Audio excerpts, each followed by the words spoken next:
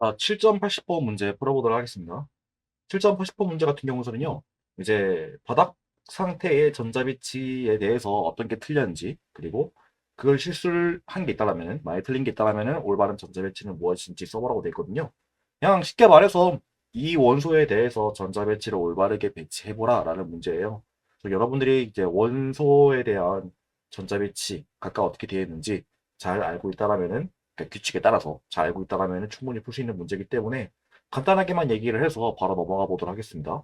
일단 알루미늄 같은 경우서는요, 이제 원자 번호가 13이고, 이제 3주기 13종의 친구예요. 그러다 보니까 이 친구에 대해서 이제 3s, 3p까지 있어야 된다라는 거 얘기를 해볼 수 있고요.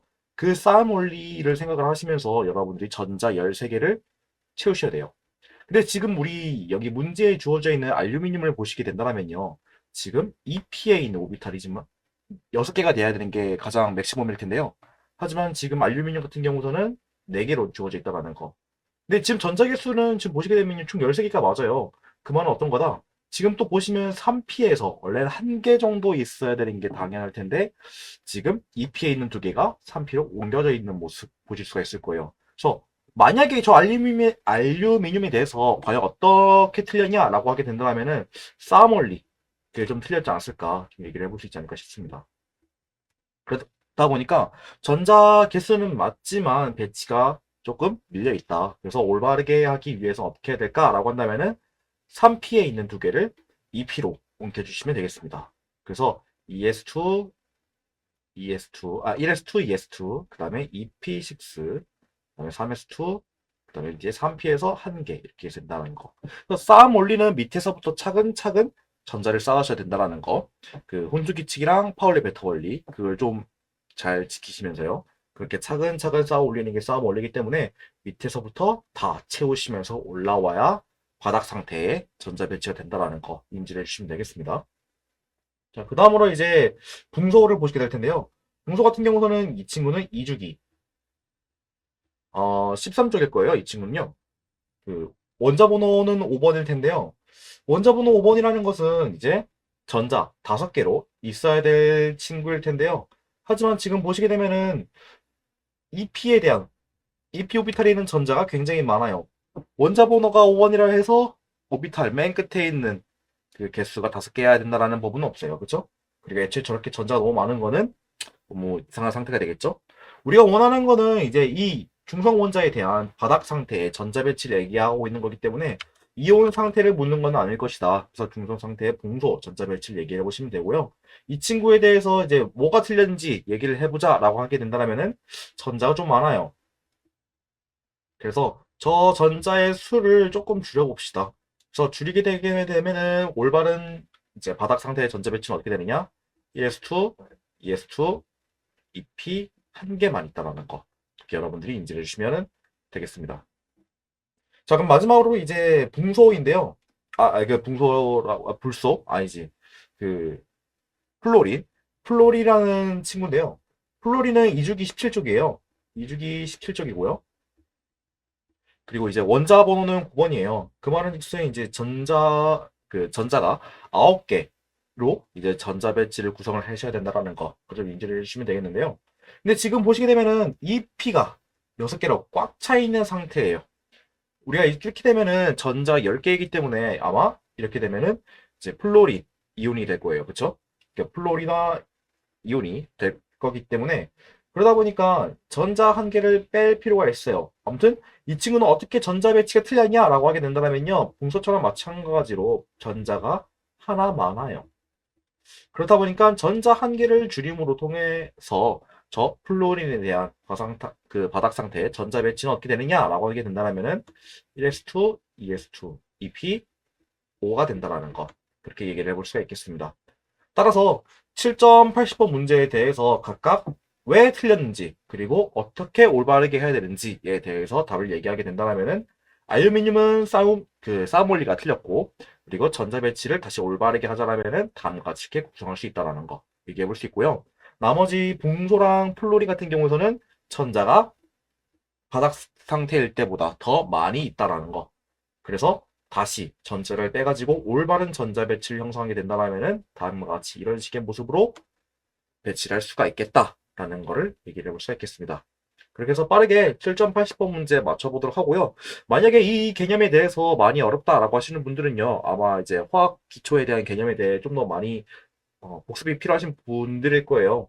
그러다 보니까 제가 권장하는 거는 만약에 이 문제가 어렵다라고 하시는 분들은 그 일반 화학 책을 보는 것보다는 그 고등학교 2학년에 있는 그 화학 원 그 책을 좀 보시는 걸 권장드리고요. 아니면 좀 더 깊게 이제 전자에 대한 뭐 개수라든가 그런 거의 개념을 좀 보고 싶다라고 하시는 분들은요. 이제 고등학교 1학년 통합과학에 있는 내용들을 조금씩 보시면서 참고하시는 게 도움이 될 겁니다. 내가 아무리 이제 대학교에 있는 일반 화학 문제를 푸는 짬인데 옛날 이제 어렸을 때 했던 그런 교과서라든가 참고서를 보는 게 좀 자존심 상하는 것 같다라고 이제 생각하시는 분들도 있는데요. 그런 내용들이 이제 쌓이고 쌓이면서 이제 건드린 게 일반 화학인 거다 보니까요.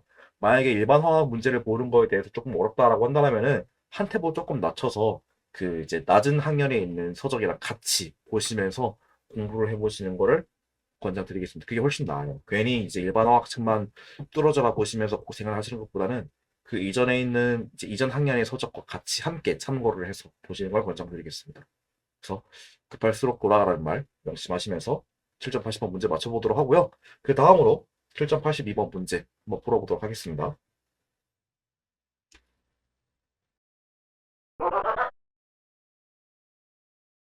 자, 7.82번 문제 한번 풀어보도록 하겠습니다. 7.82번 문제 같은 경우서는요. 다음 원자가 주어져 있는데 좀 많이 주어져 있어요. 여러 개 원자가 있는데요. 이들에서 짝을 이루지 않는 전자의 수는 각각 몇 개인지라고 문제가 되어 있는데요. 근데 이제 문제에 주어져 있는 원자가 굉장히 많이 있어요. 게다가 이제 우리가 이제 일방적으로 외우는 그런 원자들보다 좀 더 뒤에 있는 원자들이 그 원소들이 좀 주어져 있다 보니까요. 아마 배경 지식만으로 풀기는 좀 굉장히 어려울 거예요. 그래서 좀 여러 자료들이 좀 필요하시게 될 텐데요. 인터넷을 적극적으로 이용하시는 분들도 있긴 하겠지만은 이제 만약 내가 좀 책을 좀 보면서 참고하고 싶다라고 한다면은 주기율표를 보면서 하시는 걸 제일 권장드리긴 하겠지만은 이제 막상 과제 때문에 시간상으로 좀 많이 빠듯하시는 분들 같은 경우서는요. 우리 그 레이먼드 창 앞장 좀 보시게 되면요. 그 표 7.3번이 있어요. 표 7.3번을 보시게 되면은 이제 각 원소들에 대해서 그 바닥 상태에 대한 전자 배치를 한눈에 이게 정리한 표가 있어요. 그래서 이 표를 보시면서 이제 전자가 과연 어떻게 되어 있는지 그리고 홀전자가 몇 개 있는지 그거를 좀 이제 세어보시면서 문제를 풀어보시면 되겠습니다. 그래서 저는 이제 표 7.3번을 이용해서 문제를 풀 거고요. 이게 지금 영상을 보시다시피 지금 제가 화면에 띄워놨으니까 같이 여러분들 보시면서 홀전자 몇 개인지 한번 복습해 보시면 되겠습니다. 일단 분소부터 한번 살펴보도록 할게요. 분소 같은 경우서는요, 이제 원자 번호를 얘기해보게 됐을 때 이 친구는 5번이 친구예요. 그래서 분소에 대해서 전자 배치를 얘기를 해보자라고 하게 된다면요, 다음과 같이 이런 식의 전자 배치를 형성하고 있다는 거 얘기를 해볼 수 있고요. 그래서 보니까 가장 맨 끝에 있는 궤도함수 같은 경우서는요, EP1이에요. 그래서 EP1에 대해서 이제 전자 배치를 그려보자라고 하게 된다면은 P 오비탈, EP라는 이제 P오비탈에 대해서 전자가 한 개 있다라는 거. 그래서 전자의 배치를 그려보게 되면은 다음과 같이 이런 식의 모습으로 형성할 수가 있다라는 걸 얘기해 볼 수가 있겠습니다. 그래서 이제 분소에 대해서 홀전자는 몇 개냐를 얘기해 보게 된다면은 이 친구는 한 개 있다라는 거 얘기를 해볼 수가 있겠습니다.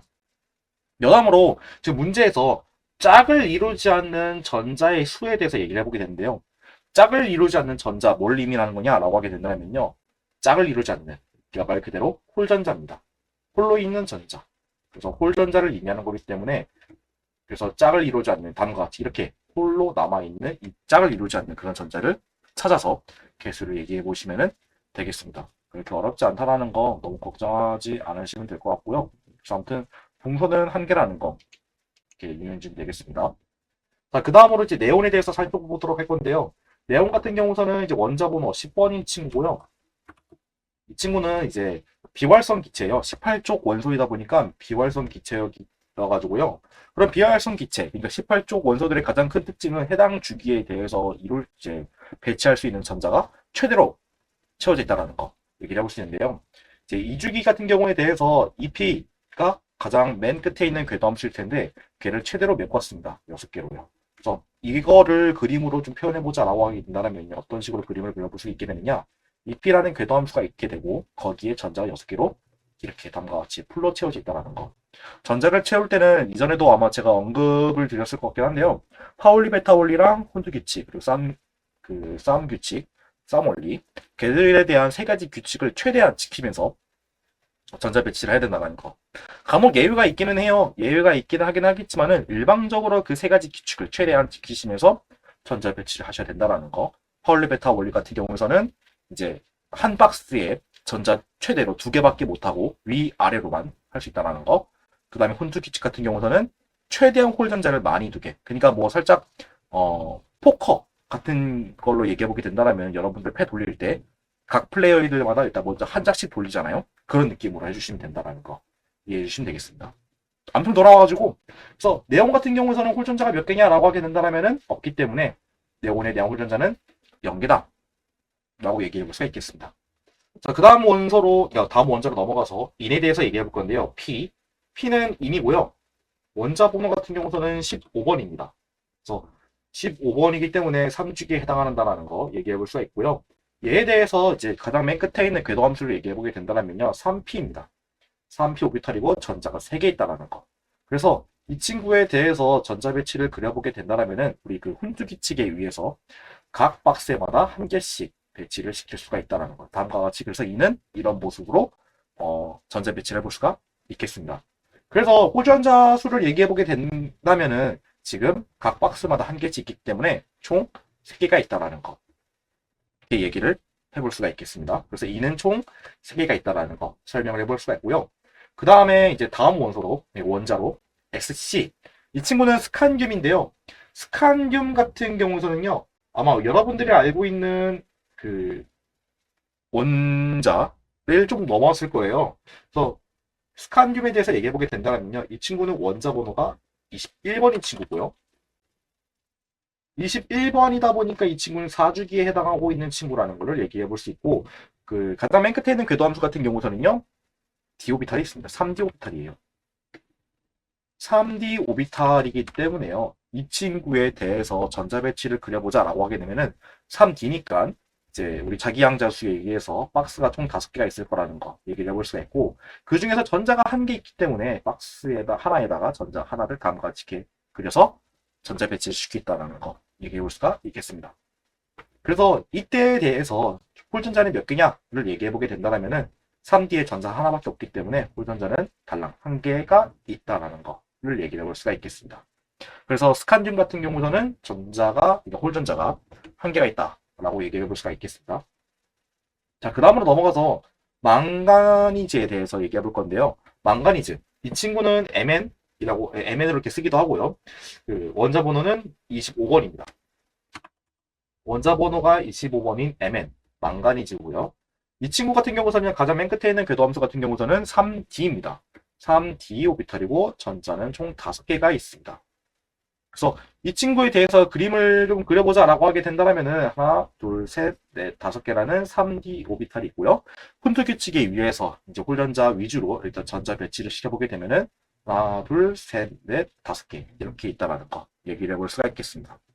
그래서 망간 같은 경우서 망가니즈 같은 경우서는요, 이 친구에 대한 홀전자를 얘기해 보자라고 하게 되면 홀전자 개수는 총 5개가 있다라는 거, 그거를 얘기해 볼 수가 있겠습니다. 자, 그 다음으로 넘어가서 셀레늄인데요, SE. 이 친구 같은 경우서는 이제 16쪽에 해당하는 친구인 걸로 알고 있어요. 잠깐 화면을 좀 내릴게요. 여기 표에 안 보여가지고요. 또 얘도 마찬가지로 좀 밑에 있는 원소이다 보니까 좀 밑에 우리가 아마 외우는 범위에서 좀 벗어난 친구일 거예요. 셀레늄 같은 경우서는 원자 번호가 34번인 친구고요. 16쪽인 친구다 보니까 이 친구는 이제 p 오비탈이 가장 맨 끝에 있을 거라는 거 얘기를 해볼 수가 있겠습니다. 그래서 4p 오비탈이 가장 맨 끝에 있는 궤도함수고요. 전자는 4개가 있습니다. p 오비탈에. 그래서 이 친구에 대해서 전자 배치를 그림으로 표현해보자 라고 하게 된다면요, 4P라는 오비탈이 있고 거기에서 이제 혼주 규칙에 의해서 일단 3개를 깔아두고 나머지 하나를 다시 하나의 짝을 이뤄주시면 되겠습니다. 이런 식으로 전자 배치를 이룰 수 있다라는 거 보여줄 수가 있고요.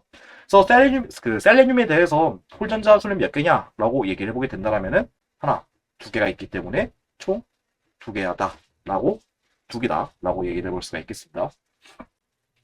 자, 그 다음으로 넘어가서 크립톤에 대해서 얘기해 볼 건데요. 크립톤 같은 경우서는요, 이 친구는 이제 18쪽 원소 중에 하나예요. 비활성 기체인데요. 이제 이 친구의 같은 경우서는 이제 아까도 얘기했다시피 비활성 기체, 그러니까 18쪽이다 보니까 그 주기에 넣을 수 있는 전자를 최대로 맥시멈으로 넣었다는 거 얘기를 해볼 수가 있겠습니다. 그래서 4P라는 가장 맨 끝에 있는 궤도함수를 갖고 있고요. 이 친구는 6개로 최대 맥시멈을 갖고 있다는 거 얘기해 볼 수가 있겠습니다. 그래서 그림을 그려보게 되면은 다음과 같이 전부 다 짝을 이루어져 있는 모습을 얘기해 볼 수가 있고, 그래서 홀전자는 몇 개냐라고 물어보게 된다면은 다 채워지기 때문에 홀전자는 없다. 솔로가 없기 때문에 0개다라고 얘기를 해볼 수가 있겠습니다. 자, 그럼 그 다음으로 넘어가서요. FE인데요. 좀 뭔가 글자가 깨져 있어서 잘 안 보이시는 분들도 있을 거예요. 그래서 제가 그러다 보니까 제가 이렇게 설명을 좀 하고 있다 보니까 그 점에 참고해 보시면 되고, 그래도 난 좀 직접적으로 시각적인 자료를 원한다라고 하시는 분들은요. 그 표 7.3번 같이 보시면서 살펴보시면 되겠습니다. 철 같은 경우서는요, 이 친구는 아마 여러분들 이제 화학 문제 풀면서 가장 많이 접근하셨던 원자일 거예요. 이 친구는 원자 번호가 26번이고요. 26번이다 보니까요, 이 친구는 전이금속에 해당하는 친구입니다. 디오비탈, 이 가장 맨 끝에 있는 궤도 함수라는 거 얘기를 해볼 수가 있고요. 그래서 이제 3D, 6이라는 가장 맨 끝에 있는 이제 그 궤도 함수라는 걸 얘기해 볼 수 있고, 그 다음에 마찬가지로 그림을 좀 그려보게 된다면은 디오비탈이다 보니까 박스가 5개가 있어야 된다라는 거 얘기를 해볼 수가 있겠습니다. 그 5개 박스에 전자가 6개 배치되어 있다라는 거. 그래서 전자 6개를 배치시켜 보게 된다면요, 다음과 같이 이런 식의 모습으로 전자를 그려볼 수가 있겠습니다.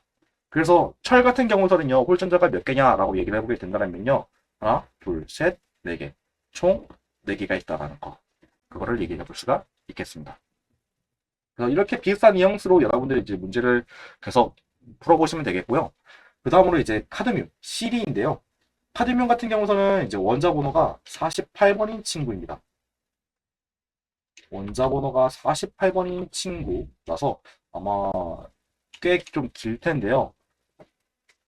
일단 카드뮴 같은 경우서는 원자 번호가 48번이기도 하고요. 가장 맨 끝에 있는 궤도 함수를 보게 된다면은 4d 오비탈입니다. 그 4d 오비탈에서 전자는 10개가 배치되어 있다는 거 얘기를 해볼 수가 있고요. 그러다 보니까 4d 오비탈에 대해서 이제 전자 10개를 배치시켜 보게 된다면은 한 박스당 2개, 이렇게 해서 5개 전부 다 채워서 10개로 전자 배치가 되어 있는 모습 그려볼 수가 있겠습니다. 그래서 카드뮴 같은 경우서는 홀전자가 몇 개냐라고 물어보게 된다면요, 이 친구는 홀전자가 없는 0개다라고 얘기를 해볼 수가 있겠습니다. 그 점에 대해서 좀 잘 참고를 해보시면 되겠고요. 굳이 비활성 기체가 아니다라고 해서 홀전자가 있어야 된다라는 거, 그런 건 아니라는 거, 그런 거 좀 이해해 주시면 되겠습니다. 자, 그 다음으로 아이오딘에 대한 이제 설명인데요. 아이오딘 같은 경우는요, 이제 원자 번호가 53번인 친구이기도 하고요. 그리고 아마 여러분들 이제 고등학교 때 만약에 화학원을 하셨다면은 많이 보셨을 거예요. 이 친구는 할로젠 원소이고요. 이제 플로린이라든가 연소처럼 17쪽 원소에 해당하는 친구라는 거. 그러다 보니까 당연하게도 홀전자는 한 개가 있을 거라는 걸 얘기를 좀 점잖게 해볼 수가 있을 텐데요. 배경 지식을 조금 갖고 있는 분들이라면요. 만약에 갖고 있지 않는 분들을 위해서 다시 한번 설명을 해보도록 한다면요, 똑같은 레퍼토리고요. 아이오딘 같은 경우는요, 가장 맨 끝에 있는 궤도 함수는요, OP5예요. OP5이기 때문에 이 친구에 대해서 그림을 좀 그려보자라고 하게 되면은 p 오비탈이니까 박스가 3개가 있을 거고요. 그래서 OP라는 박스 3개에서 전자 5개가 배치가 되어야 합니다. 그래서 그 콘트 규칙이랑 파울리 베타 원리 그 규칙들을 이용해서 전자 배치를 시켜보게 된다면요, 전자 5개니까 하나, 둘, 셋, 넷, 5개 이런 식으로 모습을 그려볼 수가 있겠습니다. 따라서 이 아이오딘에 대해서 전자 배치를 그린다고 했을 때 홀전자 수는 몇 개냐라고 물어보게 된다면은 이 친구는 달랑 한 개밖에 없다라는 거 얘기를 해볼 수가 있겠습니다. 자, 그럼 마지막으로 이제 PB인데요. PB 같은 경우는요, 이 친구는 납이에요. 이제 여러분들 문제 보실 때 비슷비슷한 원소들이 있어요. PD라는 것도 있고요. 그 다음에 어디 보자. 좀 밑에 PB라는 친구도 있어요. 어딨지? 조금 밑에 있던 걸로 알고 있는데 제가 시야가 안 좋아가지고 PB가 어디 있지? 여러분들 만약에 잘 보이신다면은 아무튼 그 PB에 대해서 좀 얘기를 해보시면 되겠습니다. 그래서 PB는요 이제 납이라고 불리는 친구고요. 어, 아직까지도 놀랍게도 원자로도 못 찾았어요. 잠깐 편집 좀 할게요. 아직도 못 찾았는데요. 잠깐만 기다려주세요. 제가 왜 못 찾았나 했더니 제가 캡처했던 영역이 없더라고요. 그래서 다시 이제 표 7.6번에서 다시 발췌해서 갖고 왔습니다. 일단 다시 돌아와서요. PB 같은 경우서는요. 이제 여기 보시다시피 원자 번호가 꽤 긴 친구예요. 82번인 친구고요. 이 친구는요. 어, 전자 전자 배치를 좀 얘기해 보게 되면은 6p 오비탈에 위치하고 있다는 거. 맨 끝에 있는 궤도 함수를 얘기해 보게 된다면요. 6p 오비탈이라는 거 얘기를 해볼 수가 있겠습니다. 그래서 6p 오비탈에서 6p2이기 때문에요. 6p 오비탈에서 전자 두 개를 갖고 있다는 거. 그래서 아무튼 그림을 그려보게 되면은 p 오비탈이라는 세 개의 박스가 있고요. 6p라는 박스가 있을 때 이제 전자 두 개가 배치되어 있다는 거. 그래서 그림을 그려보게 되면은 다음과 같이 이런 식으로 배치할 수 있다는 것도 설명을 해볼 수가 있겠습니다. 그래서 돌아와서 PB 납 같은 경우에는요 얘는 홀전자가 몇 개냐라고 물어보게 된다면은 하나, 둘 따라서 총 두 개의 홀전자가 있다라는 것을 얘기해 볼 수가 있겠습니다. 아까 설명하다 많은 게 어떤 거였냐면요 여러분들이 이제 여기 원소 기호를 본다고 썼을 때 비슷비슷한 친구들이 좀 많아요. PD라는 것도 있고요. 여기에서 PB도 있어요. 이런 식으로 각각마다 다른 원자들이긴 하겠지만 비슷비슷한 표현으로 하는 얘들이 있어가지고 헷갈리는 것들이 있다는 거. 그 점도 유의해 주시면 되고요. PD 같은 경우서는요, 이 친구는 어떤 친구냐면요, 팔라듐이라는 원소예요. 이 친구는 팔라듐이라는 원소이고요. 아마 테라리아 게임 하시는 분들이라면은 들어본 원소일 거예요. 들어본 광물일 거예요. 그럼 팔라듐이 맞고요. 그래서 팔라듐 그리고 PD가 팔라듐이고요. 팔라듐이고 그리고 PB가 납입니다. 그래서 뒤에 있는 글자들도 여러분들이 잘 신경 쓰시면서 문제를 풀어보시면 되겠습니다. 그리고 또 하나는 또 C는 카드뮴이고요. 그리고 CL은 염소예요. 이렇게 미묘한 차이들이 있다는 거. 그걸 꼭 여러분들이 인지를 해주시면 되겠습니다. 아무튼 돌아가지고요. 자, 따라서 좀 시간이 많이 걸렸네요. 따라서 그 7.82번 문제 같은 경우서는요. 이제 정답을 얘기해 본다고 했을 때 각 원자들에 대한 홀전자 수의 몇 개냐? 라고 물어보게 된다면은 동서 같은 경우서는요. 1개고요. 네온은 0개, P, E는 3개, SC, 스칸듐은 1개, Mn, 망가니즈는 5개, SE, 셀레늄 같은 경우서는 2개, KR, 크리톤 같은 경우서는 0개고요. FE, 철은 4개, CD, 카드뮴은 0개, I, 아이오딘은 1개, 그리고 PB, 납은 2개, 이렇게 있다라는 거를 얘기를 해볼 수가 있겠습니다. 이렇게 해서 전자배치를 이용해가지고 이제 그림을 그리면서 홀전자가 몇 개인지 이렇게 유추를 해볼 수가 있고요. 가끔 이제, 여담이긴 하겠지만요. 전자배치를 하시는 거 썼을 때, 파울리 벨타 원리, 콘투 규칙 싸움 원리, 이 세 가지 같은 경우는요, 일반적으로 쓰는 표현이고요. 예외가 가끔씩 있어요. 그래서 그 점들을 좀 최대한 유의하시면서 문제들을 풀어보시면 되겠습니다. 만약에 예외사항이 나오면은 그 예외사항에 대해서도 설명을 해드릴 테니까요. 안 나오면 어쩔 수 없고요. 그래서 이렇게 해서 여러분들이 잘 복습하시면서 문제를 풀어보시면 되겠습니다. 7.82번 문제 이렇게 해서 맞춰보도록 하고요. 그 다음 문제로 넘어가 보도록 하겠습니다.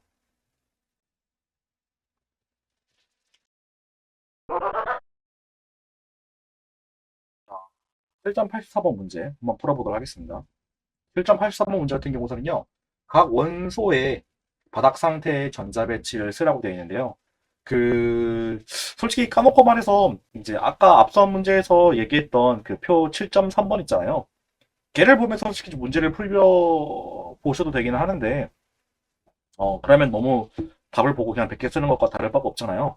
아마 7.84번 같은 경우서는 저런 걸 제치고 그냥 여러분들 이제 원자번호나 이런 것들 좀 이용해서 규칙들을 이용해서 아마 뭐 전자 배치를 해보라고 얘기를 하는 것 같은데 막상 7.3번 보면서 100개 쓰셔도 되긴 하지만은 만약에 내가 좀 제대로 해보고 싶다라고 하시는 분들을 위해서 일단 그 8장에 있는 그림을 좀 갖고 왔어요. 여기에도 이제 체가 전자 배치가 여기 좀 쓰여져 있기는 한데 아무튼 어떤 식으로 전자를 배치를 시키면 될까에 대해서 좀 설명을 하면서 문제를 좀 풀어보도록 하겠습니다. 좀 간단하게 하면서 그렇게 좀 문제를 풀어볼 테니까 참고를 해보시면 되겠습니다. 자, 일단 맨 첫 번째로 그 Ge, 게르마늄인데요. 게르마늄 같은 경우서는요, 지금 얘는 이제 원자의 위치를 좀 보시게 되면요. 얘는 원자 번호가 32번인 친구입니다. 이 친구기 때문에 32번이다 보니까 저기까지 전자를 꽉 채우시면 돼요. 그리고 이 친구는 지금 4주기라는 건요. 지금 3주기까지는 전자가 다 채워져 있을 거라는 것도 설명을 해볼 수 있을 거예요. 그래서 3주기까지는 다 채워져 있다라는 것을 설명하기 위해서는요. 저는 다 이렇게 책에서는 일반적으로 대부분 이런 식으로 표현을 합니다. 3주기에 있는 18적 원소 이렇게 표현하게 되면요. 여기 아르곤까지는 전자 배치가 꽉 다 채워져 있다라는 것을 얘기해 볼 수 있고 그 해당 주기부터 이제 여러분들 차례대로 써보시면 되겠습니다. 사이스 그리고 여기 사피도 있는데 그 사이에 지금 채워져 있는 3D 오비탈도 있어요. 그래서 3D 오비탈까지 이렇게 다 여러분들이 맞춰서 써보시면 되는데 그래서 전자 배치를 글로 표현해보게 된다면요. 게르마늄 같은 경우서는요. 일단 AR 다 채운 다음에 싸움 원리에 의해서 4S 일단 두 개를 다 채웠고요. 그 다음에 여기 3D 오비탈 영역 4S 했고 그 다음에 3D 오비탈의 영역을 이렇게 표시를 할 건데 지금 3D 오비탈 싹 다 채워져 있죠. 그래서 3D 10 그리고 그 다음에 이제 P 오비탈 들어와서 4P 2 그렇게 해서 게르마늄 같은 경우서는요 바닥 상태에 대한 전자 배치는 다음과 같이 이런 식으로 표현할 수가 있구나라는 걸 설명해 볼 수 있겠습니다. 간혹 이제 저는 그 뭐 솔루션이라든가 막 그런 거 봤을 때 저는 3D10, 4S2, 4P2로 되어 있는데요. 지금 방금 제가 쓴 것과 이거와는 어떤 차이가 있나요? 라고 하게 된다면요. 그냥 쓰는 순서의 차이라고도 얘기해 볼 수가 있을 거고요. 아니면은 이제 원자과 전자 이런 걸 좀 생각을 하다 보니까 이제 4주기, 그러니까 3주기, 1주기, 2주기, 3주기, 4주기 그렇게 순서대로 차례대로 숫자 순서대로 그렇게 차례대로 나열해서 쓰고 있다라는 거 그렇게 표현식으로 해보면 될 것 같습니다. 웬만하면 아마 이제 인터넷이라든가 자료 막 이렇게 좀 일방적으로 이렇게 쓰는 게 맞고요. 그 주기랑 그 다음에 궤도함수 순서대로 그렇게 해가지고 1, 2, 3, 4 이렇게 해서 SPD 이렇게 순서대로 쓰는 게 맞긴 한데 뭐 굳이 이렇게 쓴다고 해서 막 틀릴 거는 아니에요. 이렇게 해도 나름대로 맞는 말이긴 하지만 좀 더 구체적으로 설명하고 싶다라고 한다면은 이렇게 좀 살짝 더 정리해서 표현하는 것도 나쁘지 않다라는 거. 그 점에 대해서 좀 유념을 해주시면 되겠습니다. 그렇게 참고를 해보시면 되겠고요. 자, 그 다음으로 넘어가서 이제 철에 대해서 좀 얘기해 보도록 할 건데요. 철 같은 경우서는요, 얘는 이제 26번이에요. 26번인 그 원소이다 보니까요. 일단 얘도 마찬가지로 4주기 쪽에 위치하고 있는 친구다 보니까 3주기는 다 채워져 있을 거예요. 그래서 철에 대해서 바닥 상태에 대한 전자 배치를 그려보게 된다, 써보자 라고 하게 된다면은 일단 AR까지는 다 있을 거예요. 아르곤까지. 아르곤까지는 다 있을 거고, 그 다음에 4S 2개 채우고, 그 다음에 얘는 지금 3D 오비탈에 멈춰 있네요. 그래서 하나, 둘, 셋, 넷, 다섯, 여섯. 6개가 있겠습니다. 그래서 철 같은 경우서는 4S2, 3D, 6라고 얘기해 볼 수 있긴 하겠지만은 만약에 내가 이제 원자가까지 생각하면서 편의를 보겠다라고 하게 된다면은 3D, 6, 4S2 이렇게 써도 괜찮습니다. 이렇게 해서 여러분들이 편한 대로 작성을 해보시면 되겠습니다. 자, 그 다음으로 넘어가서 이번에는 아연인데요. ZN. ZN은 아연인데 이 친구 같은 경우서는 이제 조금 밑에 있는 원소인 걸로 알고 있어요. 또 갑자기 찾기 시작하게 되겠죠? 좀 귀찮긴 한데 이 친구는 원자 번호가 30번이에요. 원자 번호가 30번인데 그 말은 아이언도 마찬가지로요. 아르곤까지는 다 채워져 있을 거예요. 그래서 일단 AR로 써서 일단 간단하게 스킵을 시켜보도록 하고요. 만약에 AR 쓰고 싶다, 아이 아르곤을 다 풀어서 써보고 싶다라고 하시는 분들이 있다면요. 지금 얘기하는 거 좀 늦은 감이 없지 않아 있긴 한데, 만약에 아르곤을 다 쓰고 싶다라면 이렇게 풀어 쓰시면 되겠습니다. 1S2, 2S2, EP6. 그러니까 여기서부터 차례대로 다 쓰시면 돼요. 1S2, 2S2, EP6, 그 다음에 3S2, 3P6. 여기까지 일단 다 채워져 있다라는 거예요. 얘들 일단 다 깔고 간다라고 전제를 생각을 해보시면 돼요. 근데 솔직히 이거 다 일일이 다 쓰기에는 좀 귀찮아 하시는 분들도 있잖아요. 그래서 그걸 좀 편의를 위해서 다음과 같이 이렇게 생략을 해서 쓸 수가 있다라는 거. 생각보다 화학자들은 많이 게을러요. 솔직히 저렇게 부지런하게 쓰고 싶은 마음도 없잖아요. 그러다 보니까 그런 것들을 여러분들이 잘 이해해서 문제를 풀어보시면 되겠습니다. 돌아와서 아이언에 대해서 전자배치 다시 한번 그려보게 된다면요. 일단 AR 먼저 쓰고 다시 또 4S 채워주시면 되고 그 다음에 3D 오비탈을 해보시면 되는데 아이언 같은 경우는 D 오비탈 꽉 다 채워져 있어요. 그래서 3D 10 이렇게 써보시면 되겠습니다. 이것도 마찬가지로 3D 10 4S 이렇게 표현을 해보셔도 된다는 거 참고를 해보시면 되겠습니다. 그래서 아연까지 전자배치를 그려보았고요. 그 다음에 니켈에 대해서 얘기를 해볼 건데요. 니켈 같은 경우서는요. 이 친구는 NI이기도 한데 또 찾느라 28번이네요. 니켈은 28번에 원자 번호라는 거 얘기를 해볼 수가 있겠습니다. 그래서 니켈에 대한 전자배치를 얘기해보게 되게 된다면요. 얘도 4주기다 보니까요. 3주기는 다 채워져 있을 거예요. 그러다 보니까 3주기까지 일단 다 쓰고 그 다음에 다시 또 쌓음 올리기 위해서 4S 쓰고 그 다음에 3D 오비탈 하나 둘셋넷 다섯 여섯 일곱 여덟 개까지 있겠네요. 그래서 3D 8까지 써보시면 되겠습니다. 그래서 니켈의 전자배치에 대해서 얘기를 해보게 된다라고 하게 된다면요. 4S2, 3D 8까지 써보시면 되고요. AR은 당연히 하셔야 되고요. 만약에 난 그렇게 안 하겠다. 나는 이제 주기 순서대로 쓰겠다라고 하신다면은 3D 8, 4S2 이렇게 써보셔도 괜찮습니다. 이렇게 해서 인지를 해주시면 된다라는 거 유념해 주시면 되고요. 자, 그 다음에 이제 W. 이 친구는 텅스텐인데요. 텅스텐 같은 경우는요, 맨 밑에 있어요. 74번에 위치해 있습니다. 74번에 위치하고 있는 친구다 보니까요. 이 친구는 하나, 둘, 셋, 넷, 다섯 개, 5주기까지는 일단 다 채워져 있어요. 그래서 텅스텐 같은 경우는 전자배치를 얘기해본다고 썼을 때 일단 5주기까지는 다 채워져 있다 보니까 제논까지는 일단 다 쓰시면 되고요. 그 다음에 이제부터 또 다시 6S2 자 하는데 여기서 이제 란타넘족이 있어요. 란타넘까지 다 또 채워야 되다 보니까 이때 란타넘 이 친구 같은 경우는요 4F 궤도함수를 갖고 있는 친구들이에요. 그래서 4F까지 싹 다 채워주시면 되는데 저 4F 같은 경우는 하나 둘셋넷 다섯에서 해서 총 14개가 있습니다. 그래서 4F 14까지 싹 다 채워주시면 되고요. 그 다음에 이제 다시 돌아와서 이제 디오비탈을 보시게 될 텐데 디오비탈은 이제 하나 둘셋 4개가 있네요. 그래서 OD 이때 디오비탈은 이제 해당 주기에 마이너스 1을 빼면 되다 보니까요. OD가 총 4개가 있다는 거 얘기를 해볼 수가 있겠습니다.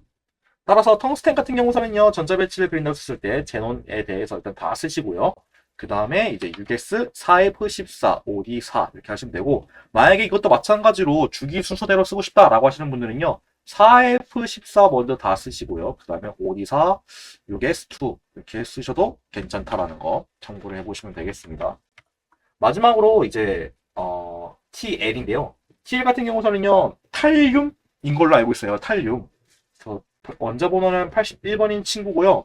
탈륨에 대해서 전자배치를 그려보자 라고 하게 된다면은 이 친구는 일단 마찬가지로 6주기다 보니까 5주기까지는 다 채워져 있을 거예요. 그래서 텅스텐처럼 제논을 다 쓰신 다음에 6S2 그리고 이제 또 란타넘족 4F 쪽에 있는 거 다 채워져 있으니까 4F14 그 다음에 P오비탈 쪽에 위치하고 있는 친구이기 때문에 D오비탈은 다 채워져 있을 거예요. 5D10 그 다음에 6P1 6P1 이렇게 있다는 거 얘기를 해볼 수가 있겠습니다. 그렇게 해서 탈륨의 전자배치, 바닥 상태의 전자배치는 다음과 같이 이렇게 돼 있다는 거 얘기를 해볼 수가 있고 얘도 마찬가지로 이제 주기 순서대로 쓰고 싶다라고 하게 된다면은 4F14, 5D10, 6S2, 6P1 이렇게 써보셔도 무난하다라는 거 참고를 해보시면 되겠습니다. 당연히 제논까지는 다 쓰셔야 되고요. 이렇게 얘기를 해보면 되겠습니다. 따라서 이렇게 해서 각 그러니까 원소들에 대해서 바닥 상태의 전자 배치는 어떻게 되느냐? 6개에 대한 바닥 상태의 전자 배치는 다음과 같이 이런 식으로 표현해 볼 수가 있겠다라는 거 참고를 해보시면 되겠습니다. 그렇게 해보시면 된다라는 거 인용해 주시면 되고요. 뭐 솔직히 좀 귀찮다라고 하시는 분들은요, 그 표 7.3번 보시면 됩니다. 표 7.3번에 웬만한 거 싹 다 돼 있으니까 그 친구로 바로 베껴서 써보시면 되고, 내가 좀 수술을 좀 해보고 싶다라고 하게 된다면은 원자 번호 그리고 그 원자 번호에 따른 전자 수를 이용해서 쌓음 원리랑 여러 가지 요소들을 이용해 규칙들을 이용해 가지고 전자 배치로 해서 쌓아서 한번 이제 나열을 해보시면 되겠습니다.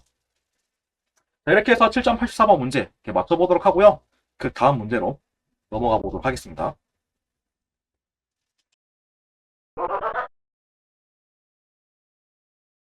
자, 7.86번 문제 한번 풀어보도록 하겠습니다. 7.86번 같은 경우는요, 이제 황양이온, 그리고 황음이온이 있습니다. 이 친구들 중에서 이제 짝을 이루지 않는 전자가 가장 많은 것은 무엇인지, 그리고 왜 그런지에 대해서 이유를 설명하라고 되어 있는데요. 일단 황이라는 것에 대해서 무엇인지 일단 먼저 설명을 해볼 필요가 있지 않을까 싶어요. 황 같은 경우서는요, 이 친구는 원자 번호가 16입니다. 원자 번호가 16이라는 거는 이제 여러분들 주기율표를 보시면 아시겠지만은 이 친구는 3주기의 16쪽인 친구입니다. 그래서 전자 배치를 좀 그려보자 라고 하게 된다면요. 1s2, 2s2, 2p6, 6, 그다음에 3s2, 3p, 4에 해당하는 친구입니다. 그래서 이 친구에 대해서 맨 끝에 있는 그 궤도함수, 그 친구를 그려보게 된다면은 3p 쪽에 해당할 거고, 얘에 대해서 그림을 그려보게 됐을 때 3p 오비탈에서 하나, 둘, 셋, 네 개 이렇게 위치하고 있다라는 거 얘기를 해볼 수가 있어요. 근데 우리가 지금 얘기하고 있는 거는 이 황이 양이온과 음이온일 때에 대해서도 지금 비교를 하고 있는 거잖아요. 그래서 양이온일 때와 음이온일 때에 대해서 얘기해보게 되면은 양이온 같은 경우서는 전자 한 개를 뚝 떼야 되는 거다 보니까요. 이 전자 한 개를 빼버리면 돼요. 어떤 전자를 빼야 되는 게 옳을까요? 라고 하게 된다면요. 얘를 전자를 빼야 될까요? 얘를 전자를 빼야 될까요? 그런 것이 아니라 우리가 전자 배치를 한다고 했을 때 그 파울리 베타 원리랑 훈두 규칙이 있었잖아요. 특히 그 중에서 혼수 규칙, 홀전자를 가장 많이 남겨야 된다라는 거. 그걸 감안을 해가지고 여기서 전자 하나를 뺀다고 했을 때 누구를 빼는 게 옳을까라고 하게 된다면은 여기 짝을 이루고 있는 친구, 이 친구를 빼면 됩니다. 솔직히 커플로 다니는 거 보기 안 좋잖아요, 그렇죠? 그러다 보니까 솔로가 뭐 솔직히 우리가 락서 먹기 싫으면은 저 짝이 있는 이유 짝을 좀 버리시면 됩니다. 그래서 황 같은 경우에서 좀 다시 한번 정리해가지고요. 황에 대해서 가장 맨 끝에 있는 궤도함수에 대한 전자 배치를 그려보냈을 때 황은 다음과 같이 위, 아래, 위, 위 이렇게 볼 수 있고 황의 양이온에 대해서 얘기해 본다면은 전자 하나를 또 떼서 위, 위, 위 이렇게 인과 같은 전자 배치의 모습을 그려볼 수가 있겠습니다. 만약에 황음이온에 대해서 얘기를 해보게 된다고 했으면은 전자 하나를 더 추가하는 거예요. 짝을 더 하나 만들어주는 거기 때문에요.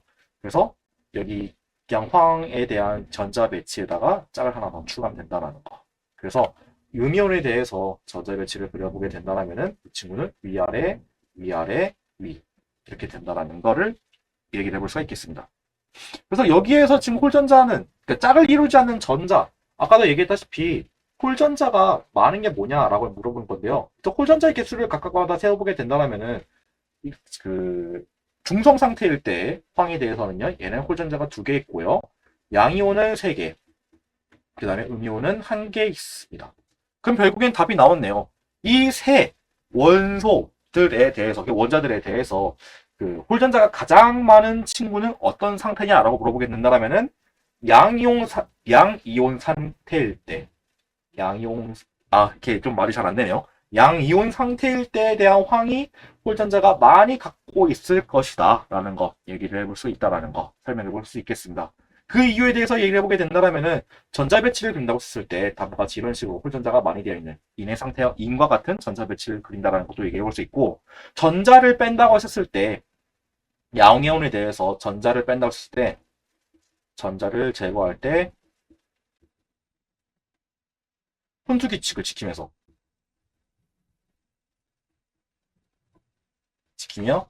제거를 하게 되기 때문에 그렇게 된다는 거는 홀전자를 많이 만들 수 있다는 거.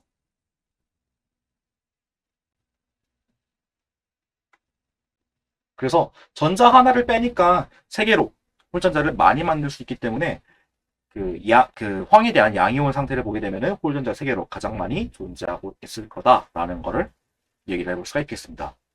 그래서 7.86번에 대해서 정답을 얘기해 보도록 하게 된다면요. 세 가지 상태 중에서 가장 홀전자를 가장 많이 갖고 있는 상태는 황, 양이온 상태라는 거.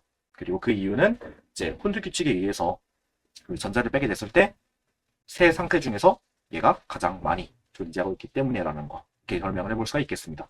아니면 뭐 간단하게 전자 배치를 그려서 이렇기 때문이다 라고도 설명해 볼 수 있겠네요. 있겠지만 좀 더 구체적으로 얘기해 보는 게 좀 더 좋겠죠. 그래서 다음과 같이 이런 이유로 해볼 수 있겠다라고 나름 이제 유추해서 설명을 해볼 수가 있겠습니다. 이렇게 참고를 해보시면 되겠고요. 그래서 7.86번은 그런 이유로 여러분들 잘 정리해서 써보시면 되겠고요. 그 다음에 다음 문제로 넘어가서 바로 이제 문제를 풀어보도록 하겠습니다.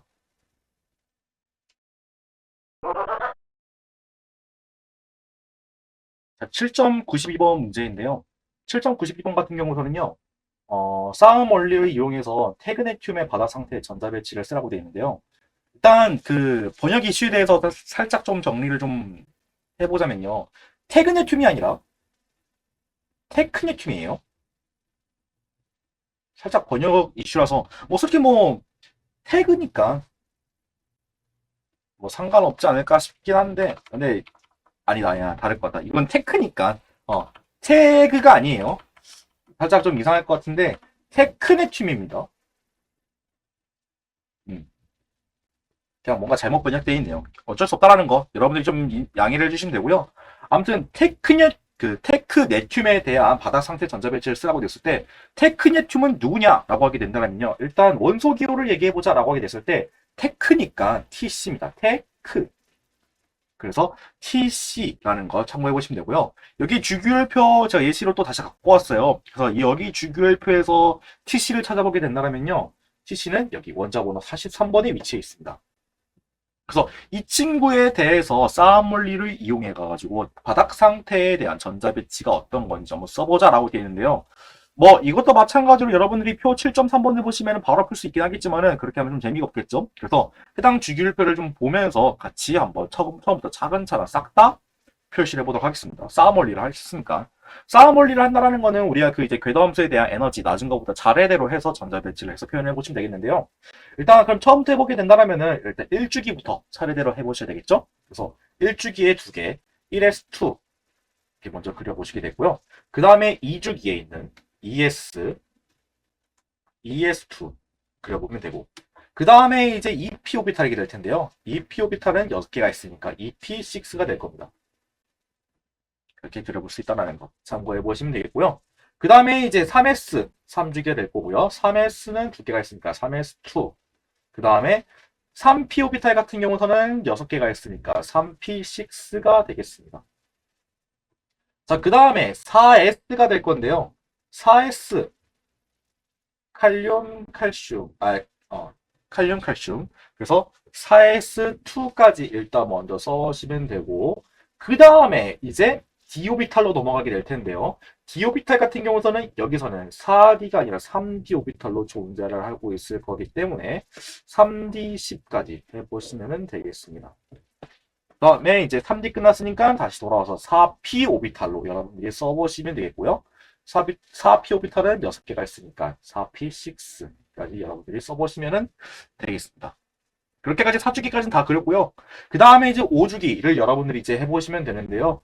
5주기 일단 OS2까지 일단 먼저 여러분들이 써보시면 되겠고, 그 다음에 다시 돌아와서 D 오비탈을 여러분들이 써보셔야 될 텐데, D 오비탈 같은 경우서는 지금 보시면은 하나, 둘, 셋, 넷, 5개까지 위치하고 있다라는 거 모습을 볼 수가 있겠습니다.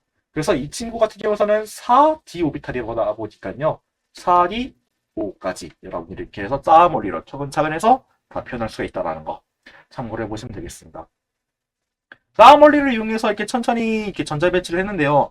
다시 한번 내가 정리를 좀 해서 표현해보고 싶다라고 하게 된다면 아까 제가 얘기했던 것처럼 그 주기 그 숫자별로 그 정리를 해서 써보시면 되겠습니다. 만약에 정리를 해보겠다라고 하게 된다면요. 1s2, 2s2, 2p6, 3s2, 3p6, 그 다음에 3d10, 그 다음에 4s2, 4p6, 4d5, 5s2 이렇게 해보셔도 괜찮습니다. 위에 있는 걸로 표현해 보셔도 되고요. 밑에 있는 정리한 거를 해보셔도 됩니다. 근데 만약에 내가 좀 과제가 좀 많아서 귀찮다, 번거롭다라고 하시는 분들은요. 아까 제가 얘기했던 생략을 해서 표현하는 것도 괜찮다라는 거. 그래서 일단 우리는 지금 보시면 5주기다 보니까 4주기까지는 다 채워져 있을 거예요. 4주기까지는 다 채워져 있을 거니까 크리톤 얘로 일단 4주기까지는 다 채워져 있어요 라고 간단하게 표현하신 다음에 그 다음에 이제 5주기에 있는 애들을 이제 차례대로 다 써보시면 됩니다. OS2, 4D5 아니면은 이제 반대로 4D 먼저 OS 써도 무방하다라는 거 이렇게 참고를 해보시면 되겠습니다. 따라서 이게 결론적으로 이제 7.92번에 대해서 테크니즘에 대해서 바닥 상태에 대한 전자배치는 어떻게 되어 있냐라고 표현하게 된다면은 이런 식으로 여러분들이 표현을 해볼 수가 있다라는 거 참고를 해보시면 되겠습니다. 이 중에서 하나 골라서 쓰세요. 그게 편할 겁니다. 저보다 쓰기에는 여러분들 종이만 좀 아까우실 테니까 뭐 연습한다면은 다른 종이에다 연습해 보시면 되고요. 과제를 하겠다라고 한다면은 좀 더 편하게 해서 작성을 해보시면 되겠습니다. 이렇게 해서 7.92번 문제 풀이 마쳐보도록 하겠습니다.